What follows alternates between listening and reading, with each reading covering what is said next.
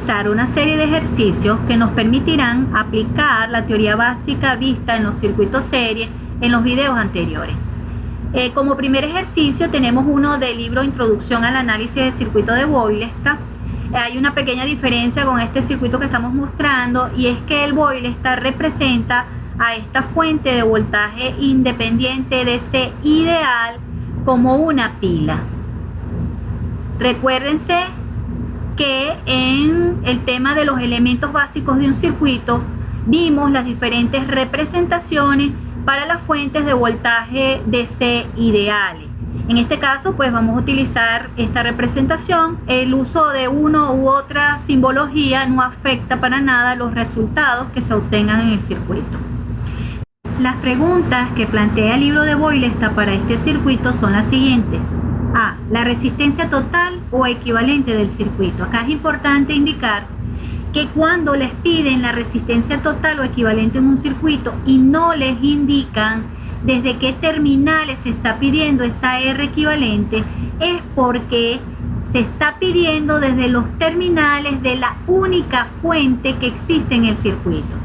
Es decir, si en el circuito hay una única fuente, entonces la R equivalente del circuito va a ser la R equivalente vista por la fuente.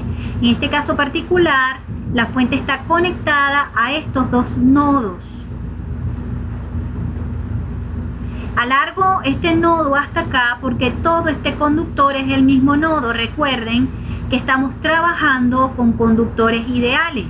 En los conductores ideales la resistencia interna es igual a 0. ¿Qué significa esto? Que si la corriente pasa de este punto a este punto, no hay gasto de energía, no hay caída de tensión. Esto se puede verificar aplicando la ley de Ohm aquí rápidamente. El voltaje en este conductor o la caída de tensión en este conductor es igual a la resistencia del conductor por la corriente. Pero si estamos trabajando con conductores ideales, entonces esta resistencia es igual a 0 y la caída de tensión en ese resistor en ese conductor es igual a 0.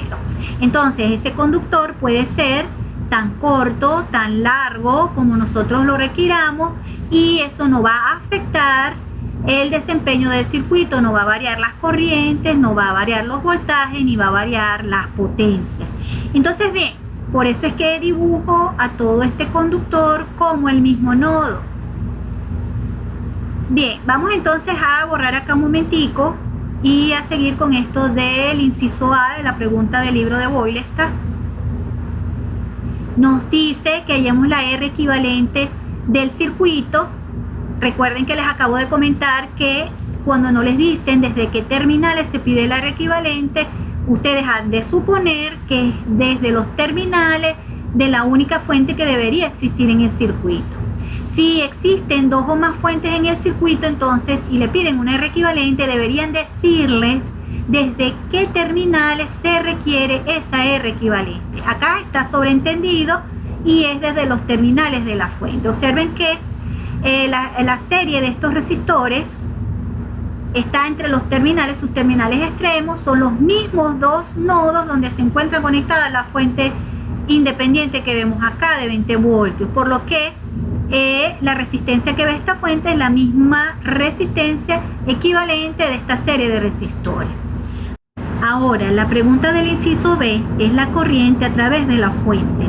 Observen que en este circuito hay una única fuente. Esa fuente obligatoriamente debe ser una fuente independiente. ¿Por qué esa fuente debe ser solo una fuente independiente y no una dependiente? Porque si la fuente fuera una fuente dependiente y solamente ya existe en el circuito, no habría una fuente independiente que entregue la energía inicial para que ella trabaje. Recuerden, cuando vimos los elementos de un circuito y hablamos de las fuentes dependientes, dijimos que ellas solo trabajan si en el circuito hay una fuente independiente que entregue la energía inicial para que ellas trabajen. Entonces, si esto hubiese sido una fuente dependiente y es la única fuente que existe en el circuito, entonces en el circuito no hubiese habido corriente, voltaje y mucho menos potencia. Aclarado esto, vamos nuevamente con la pregunta B, que es la corriente a través de la fuente. Si esta es la única fuente que hay, que es una fuente independiente, ella obligatoriamente debe entregar la energía en el circuito, es decir, la corriente debe ir de menor a mayor potencial, así como se muestra, es decir, corriente saliendo por el positivo de la fuente. ¿Por qué no puede ser al contrario? Recuerden que en un circuito que hay, donde hayan dos o más fuentes, algunas pudieran estar entregando, es decir, corriente saliendo por el positivo. Vamos a dibujar acá dos cajitas o dos elementos. ¿Sí? Vamos a suponer que entonces estos dos elementos son fuentes, ¿ok? Si en el circuito hay dos fuentes, algunas pudieran estar entregando la corriente saliendo por el positivo y otras, como en este caso, pudiera estar absorbiendo corriente entrando por el positivo. Pero eso no puede ocurrir bajo ninguna circunstancia cuando en el circuito hay una sola fuente. En los circuitos siempre deben haber elementos que entreguen la energía y elementos que absorban la energía. Por lo que esta fuente, como dijimos anteriormente, debe estar entregada. Entonces la corriente va en este sentido horario. Como observamos, es un circuito serie. Debido a que es un circuito serie, entonces la corriente a través de los elementos es exactamente la misma. Eso se puede verificar por el simple hecho de que en este circuito hay un solo lazo o malla y que además los nodos que integran ese circuito son nodos del tipo secundario. Vamos a borrar acá un momentito para marcar los nodos de este circuito. Observemos este nodo, dos elementos conectados, nodo secundario, dos elementos conectados, nodo secundario. Este es un nodo donde solamente están dos elementos, la fuente de 20 voltios y el resistor R3, nodo secundario, al igual que este nodo. Solamente hay nodos secundarios, por lo tanto este es un circuito serie y la corriente a través de todos los elementos es exactamente la misma. La misma corriente de la fuente es la que pasa por R1, la que pasa por R2 y la que pasa por R3.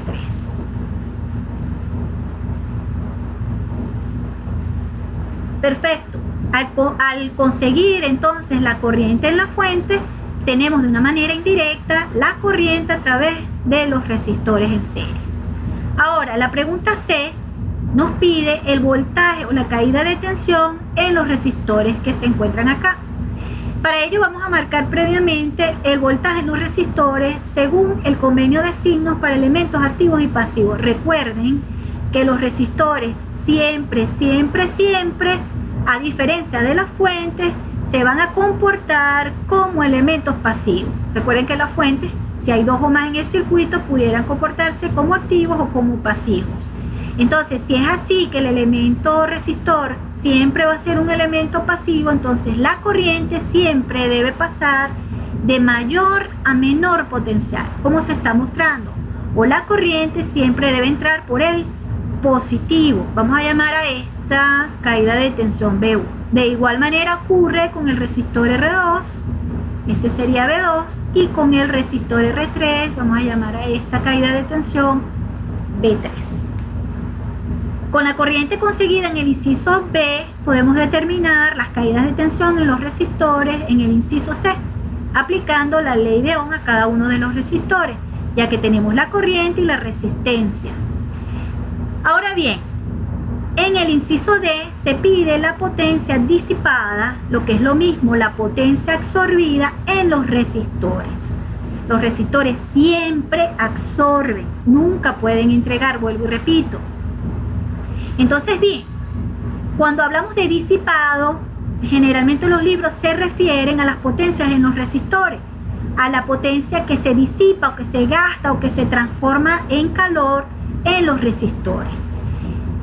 Ahora, al calcular estas potencias y calcular en el inciso E la otra potencia, que es la potencia entregada por la fuente, podemos comparar la potencia entregada por la fuente con la suma de las potencias en los resistores.